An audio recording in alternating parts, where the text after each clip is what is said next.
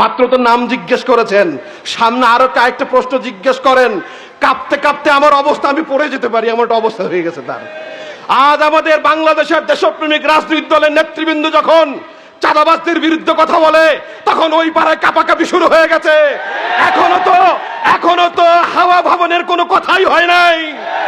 দুর্নীতিতে চ্যাম্পিয়ন করা হয়েছে সে ব্যাপারে কথাই বলা হয় নাই। যদি আওয়াজ তোলা হয়, জনগণ যদি প্রশ্ন করে, তখন কি হবে আল্লাহ ভালো জানে। অতএব সময় থাকতে নরসিংদীর সকল সচেতন ওলামা একরাম, বুদ্ধিজীবী, ওলামা, তলাবা, ছাত্র যুবক সচেতন থাকবো, চৌকন্নে থাকবো। নতুন বাংলাদেশে আমরা কোনোভাবেই ফ্যাসিস্ট দাঁড়িয়েছি, ফ্যাসিস্ট বরদাস্ত করব না। বাংলার মাটিতে ফ্যাসিস্টের শেকড় উপড়ে ফেলবো ইনশাআল্লাহ। নরসিংদীর মানুষ সজাগ এবং চৌকান্না। আগামী দিনের সকল আন্দোলন সংগ্রামে ঐক্যবদ্ধ।